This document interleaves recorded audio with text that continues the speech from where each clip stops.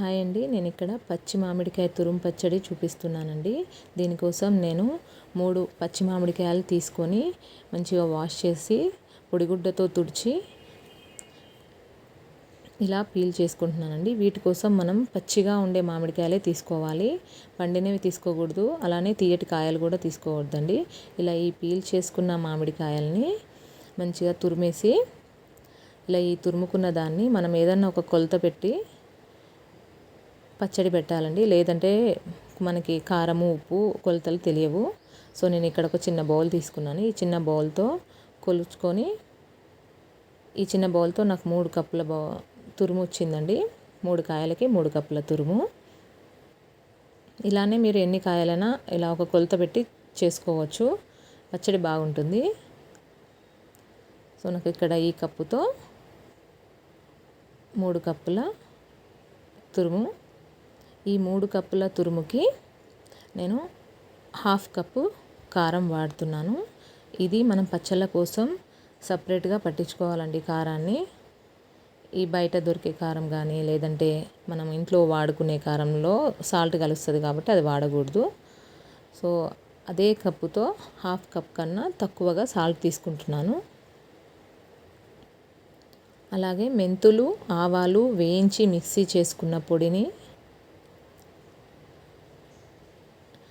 కూడా కలిపేసి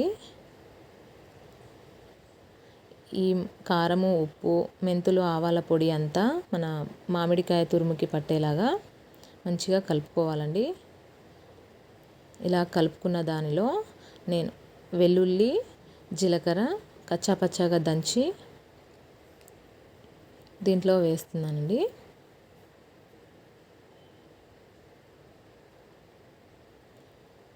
ఇలా వేసి మొత్తం కలుపుకోవాలి ఒకసారి. నేను ఇక్కడ ఏ కప్పు కొలతతో అయితే తురుము తీసుకున్నానో అదే కప్పుతో 1 కప్పు ఆయిల్ తీసుకున్నాను. పల్లి నూనె అండి నేను తీసుకున్నది. సో ఇక్కడ నేను పచ్చి నూనె పోస్తున్నాను, వేడి చేసిన నూనె కాదు. మీకు కావాలి అంటే ఈ పచ్చి నూనెకి బదులుగా పోపు వేసైనా తీసుకోవచ్చండి, అలా కూడా బాగానే ఉంటుంది. పోపులోకి వచ్చేసి మనము పచ్చెనగపప్పు, మినపప్పు, ఎండుమిర్చి, ఇప్పుడు కచ్చాపచ్చాగా దంచి పెట్టుకున్న వెల్లుల్లి, జీలకర్ర ఇవన్నీ వేసి పోపు అనేది పూర్తిగా చల్లారాక మాత్రమే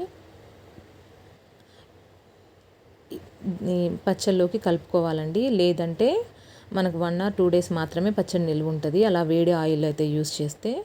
అలా మొత్తము మనకు చల్లారాక వాడుకుంటే మాత్రం మనకు ఎక్కువ రోజులు నిల్వ వస్తుంది. సో ఇలా కలుపుకున్న ఈ పచ్చడిని మనం గ్లాస్ సీసాలోకి కానీ లేదంటే జాడీలోకి కానీ తీసుకొని స్టోర్ చేసుకోవచ్చు.